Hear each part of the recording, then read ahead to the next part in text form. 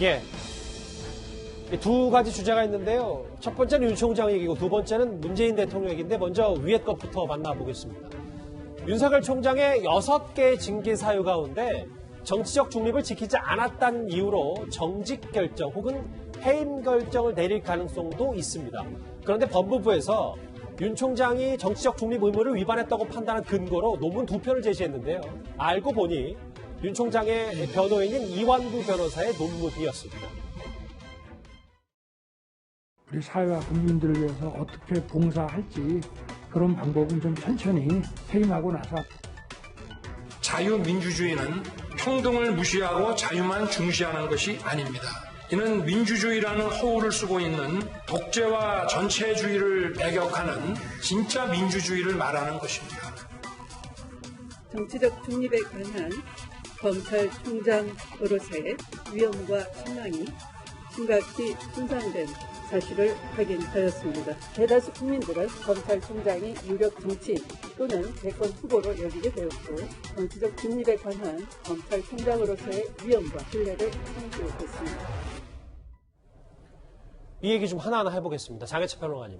오늘 아침에 한국일보 보도를 보니까 징계 위치 혹은 법무부 측이 윤 총장의 징계 이유로 꼽았던 정치적 중립 훼손. 근데 근거로 윤 총장 변호인의 논문을 제시했다 이런 보도가 나왔거든요. 네, 이완구 변호사가 검사로 재직하던 지난 2007년 검찰의 정치적 중립과 통제 그리고 전통이라는 이름의 논문을 낸 적이 있습니다. 그리고 정웅석 서경대 교수 역시 2012년에 검찰의 정치적 중립성 확보 방안이라는 논문을 냈는데 법무부에서는 이 두 가지의 논문을 근거로 해서 윤석열 총장의 여러 가지 발언들이 정치적 중립을 위배했다고 말하고 있지만 이 이완구 변호사의 논문이나 아까 말씀드린 정웅석 교수의 논문 모두 검찰의 정치적 중립을 위해서 가장 먼저 선행돼야 될 것은 검찰의 독립이라고 강조하는 내용입니다. 네. 특히나 이 정 교수의 논문에는 청와대 같은 권력 상층부와 검찰의 연결고리가 끊길 때 검찰의 독립성과 중립성이 담보될 수 있다고 힘주어서 말하고 있는데 이 두 논문이 의미하는 바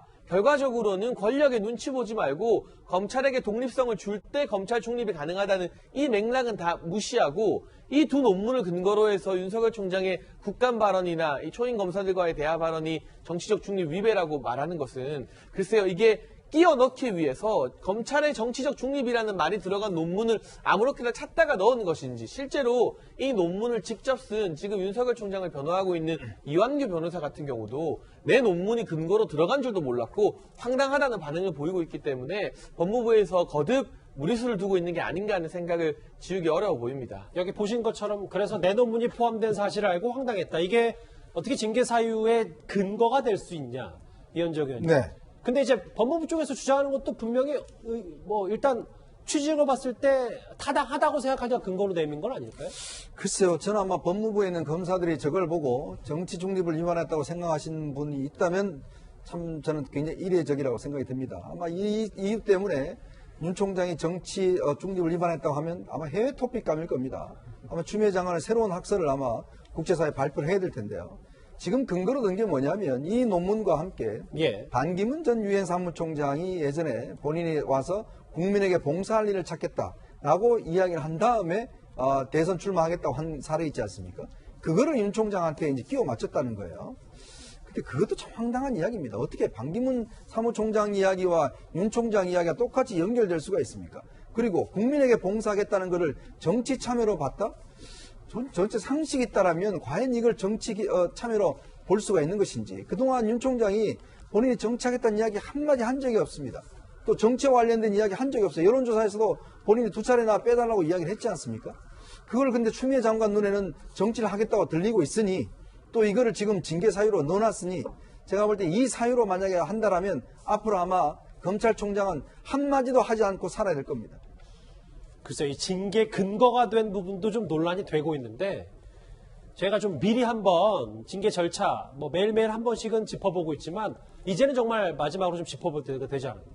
최 교수님. 네. 근데 어제부터 여권 내부에서는 해임이 아니라 정직설에 좀 무게를 싣는 듯한 모양새도 분명히 있는데 그래서 정직 6개월이든 혹은 정직 1, 2개월 정도의 절차, 징계 절차를 내려서 검찰총장의 임기를 좀 보장하는 정도는 해주되 좀 권력 수사는 좀 막겠다, 뭐 이런 취지다, 뭐 이런 시각도 있는데 동일하십니까? 저는 뭐 권력 수사를 막겠다 이런 의도라고 보면 그건 잘못됐다고 보고요. 저는 거기엔 동의하지 않습니다. 뭐 정직 얘기도 물론 정치권 일부 정치권에서 그런 얘기가 나오고 있고 정치평론가들이 그런 얘기를 하시는데 저는 징계위원회가 그런 정치적 판단을 하면 안 된다고 봅니다. 징계는 그야말로 징계의 내용이라든지 아니면 징계에 올라와 있는 여러 가지 증거를 가지고 판단을 해야 될 문제이지 그게 왜 정치적으로 판단해서 어떤 행동을 하고 마냐 이렇게 하는 건 저는 바람직하지 않다고 보고요. 다만 이제 얘기 나오는 것들은 결국 정직을 하게 되면 그게 이제 몇 개월이 될지 모르겠습니다. 뭐 6개월까지 할 수 있는 6개월을 하게 되면 사실은 윤 총장이 이제 임기가 끝나는 시기가 돼버리잖아요. 또는 뭐 3개월을 할 수도 있고요. 그렇게 해서 실제적으로 윤 총장이 어떤 그 임무를 할 수 없도록 만들어 놓고 그리고 차장 검사를 통해서 검찰을 이렇게 움직이는 이런 역할을 할 거라고 주장을 하고 있는데 뭐 그럴 가능성이 전혀 없다고 볼 수는 없지만 저는 아까도 말씀드렸지만 기본적으로 정치적 판단을 하는 것 자체가 저는 잘못됐다고 봐요. 징계위원회는 그야말로 어떤 정치적 고려도 하지 말고 징계 사유로 올라온 내용들이 정말 맞는 건지 또 맞다고 하면 어떤 증거를 갖고 있냐 하는 부분들에 대한 근거를 가지고 판단하는 게 옳다고 생각을 합니다. 예. 그런데 만약 지금 여권 일각에서 나오는 이야기처럼 윤석열 총장에 대해서 한 달이든 두 달이든 세 달이든 정직이 나온다면 예. 그 다음에 우리가 어떤 부분을 주목해서 봐야 하느냐? 추미애 장관의 후속 인사입니다. 만약 윤석열 총장이 정직이 되게 되면 대검 차장이 직무대행을 하지 않습니까?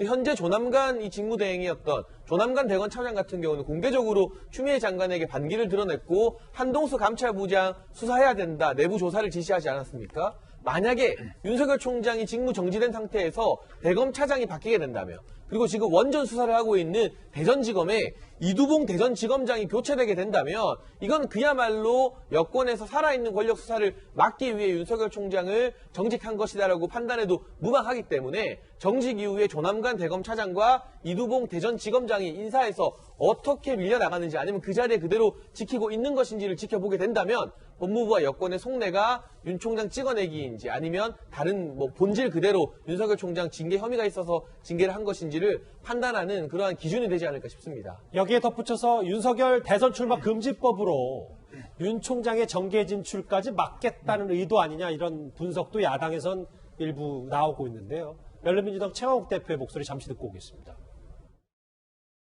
오로지 정권의 흠집을 내려는 일념으로 마치 현직 검찰총장이 이유 없이 핍박받는 것처럼 성원하면서 대놓고 검찰 정치에 판을 깔아주고 있습니다. 정치인을 꿈꾸는 검사와 법관이 퇴직 후 1년 동안 공직 후보자로 출마하는 것을 제한함으로써 수사 및 사법 절차의 공정성과 정치적 중립성을 높이는 계기로 삼고자 합니다. 쭉 보신 것처럼 윤 총장을 향한 여권의 압박 최고조입니다. 그래서 윤 총장 측은 지금 제가 손에 짚어본 해임도 정직도 소송 간다. 이준석 의원님. 네. 어쨌든 어떤 결과가 나오든 징계위에서 윤 총장 측은 한번 해보겠다, 물러서지 않겠다는 의미인데 실제로 그거에 좀 바탕이 되는 게 2주 전에 있었던 서울행정법원의 조미연 판사 결정문에 총장에 대한 인사권으로 전행되지 않도록 엄격하게 숙고돼야 된다. 이걸 좀 바탕으로 좀 윤 총장 측이 자신감을 갖는 것 같더라고요. 그러니까 이제 결국 여권에서는 저 행정법원에서 나왔던 저 결정문 자체가 그러니까 결국에는 직무 배제 자체에 대한 판단이지 어쨌든 그 감찰이나 이런 것에 대한 판단이 아니다라고 하겠지만은 지금 국민들이 다 보시지만 연결된 과정입니다. 그때 갑자기 별안간 직무 배제하고 나서부터 감찰 때리고 그다음에 징계위 여는 것까지 연결된 과정이기 때문에 그 시작하는 부분에 대해 가지고 인사권으로 전행되지 않도록이라는 전행이라는 표현까지 나왔다는 것은 법원에서 이례적으로 굉장히 여기에 대한 가치 판단을 했다 이렇게 볼 수 있는 것이거든요. 예. 시작이 그렇게 오그라졌는데 어떻게 뒤에 나오는 결과가 제대로 될 수 있겠습니까? 그래서 저는 저희가 봐야 되는 게 뭐 서른 의원도 언급한 것 같고 민주당 측 인사들이 계속 정직 이야기를 하는데요. 정직 이야기가 나오는 이유는 딱 한 가지밖에 없습니다. 지금 백화점식으로 열거됐던 6가지 혐의라는 것이 생각보다 중징계를 내리기에는 지금 법리가 부족하다는 판단을 하고 있기 때문에 그런 것일 테고요. 다만 지금 고민된 지점은 뭐냐면요. 자, 만약에 정직을 3개월이든 6개월은 때렸는데 아까 조미연 판사 결정문 같은 결정문이 또 나와가지고 그 효력을 정지시켜버린다, 법원이. 그렇게 되면 이건 최고의 망신입니다. 여권 입장에서. 그런데 해임이나 면직을 하게 되면은 정직과 차이가 뭐냐면은 바로 새로운 검찰총장을 선임하기 위한 절차에 여당이 돌입할 수 있습니다. 예. 그렇게 했을 때 예전에 KBS 사장 해임 논란에서 볼 수 있듯이 만약에 새로운 총장이 한 2, 3주간의 압축된 과정을 통해 가지고 임명이 된다면은 그 다음에 만약에 법원에서 어떤 판단을 내릴 때 지금 윤석열 총장의 그런 어떤 그 해임 결단을 다시 이제 되돌린다고 하면은 동시에 그 총장이 2명이 되는 상황이 발생할 수 있습니다. 그렇죠. 그렇기 때문에 그런 가처분을 내리기 좀 불리할 것이다. 그렇기 때문에 오히려 전격적으로 치고 나가야 된다. 이런 생각과 지금 같이 결부돼서 하고 있는 걸로 보이거든요. 그런데 지금 상황에서 봤을 때는 가장 핵심되는 게 뭐냐면은 결국에는 지금 적용된 6가지의 백화점식 혐의라는 것이 대중이 보기에도 그렇고요. 그리고 지금 아마 지금 징계위에서 보기 그렇고 여권 스스로 보기에도 이게 중징계를 내릴 만한 사안이 아니라는 그런 현실인식이 있는 것 같습니다. 그러니까 1차로 판단을 받았던 행정법원의 이 결정문이 나중에 윤 총장 측에는 큰 힘이 될 것이다. 뭐 이렇게 보시는군요. 그러니까 저희가 봤을 때는 감찰한 걸로 징계하는 건데 감찰 자체가 잘못됐는데 어떻게 징계가 제대로 될 수 있겠습니까? 그 부분에 대한 고민이 지금 여권에 계속 있습니다. 알겠습니다. 그런데요. 윤석열 총장 징계위원회가 진행 중인 오늘 문재인 대통령이 작심한 듯 검찰 개혁을 강조했습니다. 검찰은 그동안 무소불위의 권한을 가지고 있으면서도 스스로의 잘못에 대해서는 책임지지 않고 책임을 물을 길도 없는 성역이 되어왔다는 국민의 비판을 받고 있습니다. 공수처는 검찰의 내부 비리와 잘못에 대해서도 엄정하게 책임을 물을 수 있는 제도적 장치가 될 수 있습니다. 저도 지난 대선뿐 아니라 2012년 대선에서도 공수처를 공략했습니다. 그때라도 공수처가 설치되었더라면 박근혜 정부의 국정농단은 없었을지 모릅니다. 물론 공수처가 국회에서 통과가 됐기 때문에 처리가 됐기 때문에 대통령이 이 시점을 갖고 뭐 여러 가지 해석들을 막 할 수는 없겠습니다만 또 오늘 징계이 당일이잖아요. 네. 추 장관 쪽에 힘을 실어줬다 대통령이 이렇게 받아들여도 네, 될까요? 제가 서두에 말씀드렸듯이 오늘 대통령의 언급은 그동안 추미애 장관이 했던 언급과 거의 일맥상통합니다. 그런 면에서 보면 결국 추미애 장관의 그동안의 이야기는 결국 문재인 대통령의 생각이었다. 이런 것들을 이야기해 주는 것이고요. 또 하나는 지금 검찰이 무소불위의 권력을 가졌다고 이야기를 하고 있는데요. 검찰이 과연 법률 이외에 지금 권한이 가지고 있는 게 있습니까? 자, 헌법에 기본적으로 검사가 기소권을 가지게 돼 있습니다. 네. 자, 거기에 따라서 검찰청법이 있고 다 법에 따라서 행사하는 겁니다. 근데 대통령이 이야기하는 무소불위라는 게 지금 검찰이 수사권과 기소권을 이야기하는 것 같아요. 두 개 다 동시에 갖고 있다는 이야기를 하는데 지금 일단 검경수사권 조정을 통해서 검찰의 수사권이 많이 줄어들었습니다. 제도적으로 지금 이미 개혁이 돼 있는 상황입니다. 자, 그리고 또 지금 공수처 이야기를 하시는데요. 지금 노무현 대통령 때부터 공수처 문제는 다 나왔습니다. 그 이후에 뭐 이해창 당시에 후보도 공수처를 이야기했었고, 근데 그때 공수처와 지금의 공수처는 전혀 다릅니다. 예. 자, 2004년도에 노무현 대통령이 이야기했던 공직부패수사처 같은 경우는 이 부패수사처의 기소권과 수사권만 있지 기소권이 없습니다. 당시에는 기본적으로 수사만 하게 돼 있고 초점이 뭐냐 하면 그 공직비리, 즉 대통령 측근들에 대한 비리에 굉장히 집중되어 있습니다. 자, 그런데 지금 오늘 문재인 대통령이 이야기를 한 건 뭐냐면 당시에 처음에 공처를 이야기할 때는 예를 들어 공직사회 부패라든지 이런 걸 이야기를 했어요. 근데 지금의 초점은 검찰에 대한 견제입니다. 네. 오늘도 그 이야기를 수차례 했지 않습니까? 그런데 생각해 보십시오. 검찰이 무소불위의 권력을 가지고 있다라고 지금 대통령이 비판하고 있습니다. 그의 핵심이 수사권과 기소권이에요. 그런데 지금 공수처, 오늘 통과시킨 공수처 같은 경우는 수사권, 기소권 다 갖고 있습니다. 또 무슨 권력을 가지고 있냐면 검찰의 수사권인 걸 다 가져갈 수가 있어요. 자, 그럼 이거는 무소불위의 권력이 아닙니까? 과거의 보수 정권 혹은 보수 야당 여당이 주장했던 것과는 지금 공수처가 다르다 이런 말씀이죠. 그렇죠. 지금 뭐냐면 문재인 대통령이 비판하고 있는 검찰의 모습이 지금 바로 공수처가 가지고 있는 그 권력입니다. 지금 공수처는요. 지금 법이 통하는 공수처는 수사권, 기소권, 그다음에 수사를 다 가져올 수 있는 권한을 가지고 있습니다. 그런데 왜 대통령은 그 공수처에 대해서 지금 언급하고 있지 않으면서 검찰에 대해서만 이야기를 하고 있는지 저는 이해할 수가 없습니다. 지금 자막으로도 나갑니다만 대통령이 박근혜 전 대통령을 정말 이례적으로 언급하면서요. 최 교수님. 예. 본인은 8년 전 대선에서도 공수처를 공약했고 그때라도 공수처가 설치가 됐었다면 박근혜 정부의 국정농단은 없었을지 모른다. 이렇게 발언까지 했습니다. 예, 공수처가 수사하는 대상은 고위공직자들입니다. 일반 국민들은 수사 대상이 아니에요. 그러니까 고위공직자들, 뭐 제가 볼 때는 지금 상황이든 나중에 상황이든 여당에 있는 사람들이 대부분은 수사 대상이 될 겁니다. 물론 검찰이 거기 포함되어 있고 법관들이 포함되어 있고 국회의원들이 포함되어 있기 때문에 야당도 포함될 수 있지만 그러니까 만약에 이제 박근혜 정부의 국정농단 얘기를 한 거는 박근혜 정부 때 최순실이라고 하는 비선 실세가 있어서 결국 국정농단에 어려운 일들이 나타난 거 아니겠습니까? 그런 모든 일들을 만약에 공수처가 있었다고 하면 그분을 수사할 수 있는 기회가 있었을 텐데 그런 부분들이 제대로 수사가 안 됐던 부분을 지적하는 거예요. 그리고 검찰 권력에 대해서 얘기하신 것도 지금의 뭐 윤석열 검찰을 찍어서 얘기했다고 저는 보지 않습니다. 그러니까 지금까지 검찰이 해왔던 여러 가지 잘못된 행태들 또 그다음에 검찰이 해왔던 여러 가지 이제 저희 권위적인 모습들 이런 부분들을 역사적으로 얘기하시면서 왜냐하면 오늘이 지금 공수처법 공보안이 국무회의를 통과되는 장소였거든요. 예. 그 의미를 얘기한 것이지 뭐 윤석열 총장이나 아니면 지금의 검찰만을 꼭 찍어서 얘기했다. 저는 그렇게 보지는 않습니다. 알겠습니다. 여러분도 아시는 것처럼 공수처의 설립 주요 취지는 대통령의 측근 비리 차단입니다. 이 같은 내용을 대통령도 과거에 공식석상에서 수차례 강조해왔습니다. 우리 역대 정부에서 끊임없이 그 권력형 비리가 발생하는데 이 권력형 비리가 발생하는 가장 큰 이유가 맞으면 그런 것을 제대로 단속하고 수사하고 처벌해야 될 검찰이 살아있는 권력에 대한 눈치 보기 때문에 제대로 이렇게 무슨 단속하고 수사하지 않는 거죠. 다음에 우리 민주개혁정부가 들어선다면 반드시 다시 추진해야 될 문제라고 봅니다.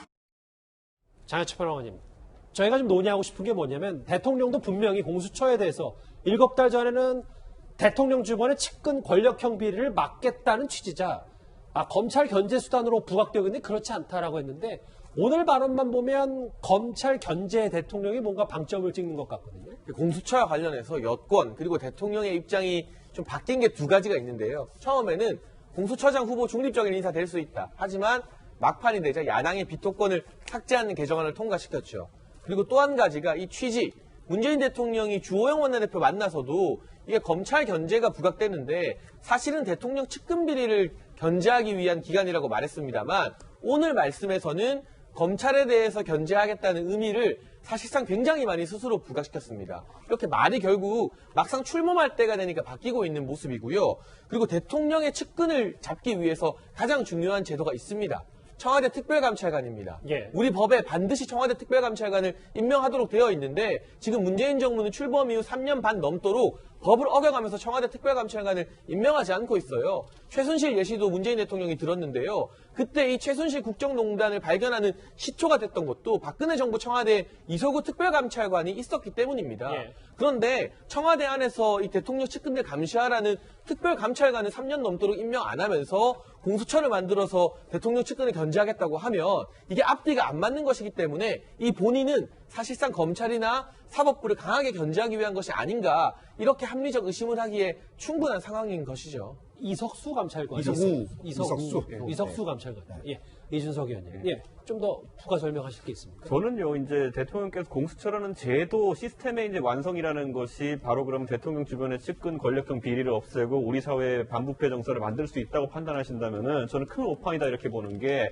그 기관이 제대로 작동하기 위해서라도 그 기관의 중립성이 보장될 필요가 있습니다. 그래서 임명 절차에 있어가지고 야당이 비토권도 만들고 이랬던 것인데 그걸 날려버린 상황 속에서 과연 그 기관이 앞으로 그런 업무를 수행할 수 있겠느냐. 뭐 기관이 필요할 것 같으면요. 예를 들어서 원래 측근 비리라든지 아니면 반부패 업무 담당하는 그 청와대 내 기구가 민정수석실입니다. 그런데 노무현 정부 때 생각해 보십시오. 민정수석실이 없어가지고 대통령의 형이 뭐 뇌물 먹고 감옥 갔습니까? 아니면 뭐 그 당시에 민정수석실이 없어가지고 대통령 가족 640만 불을 받았다고 나중에 인정했습니까? 저는 이런 것들 같은 경우에는요. 그 당시 민정수석이 누군지는 밝히지 않겠습니다만은 결국 그 시스템과 결합해서 어떤 중립성을 가진 사람이 권력의 신부, 대통령 가족까지도 건드릴 수 있느냐에 따라 가지고 달라지는 것인데 알겠습니다. 저는 지금의 윤석열 검찰총장 체제도 그렇고요. 새로 출범하는 공수처장 체제에서 과연 문재인 정부가 이 사람들이 권력 핵심들을 건드릴 수 있는 공간을 만들어주느냐. 그게 결국엔 성공 여부가 달려있다 보는데 지금까지 국민들이 본 거는 아니거든요. 그걸 대통령께서 오히려 안심시켜 주셔야 되는 것이 아닌가 그런 생각을 합니다. 예. 징계의 당일 검찰을 약식 비판한 문재인 대통령입니다. 이번 주제 여기까지인데요. 과천 법무부에서 진행이 되고 있는 윤 총장 징계위원회에서 새로운 속보가 들어오면 저희가 곧바로 전해드리도록 하겠습니다.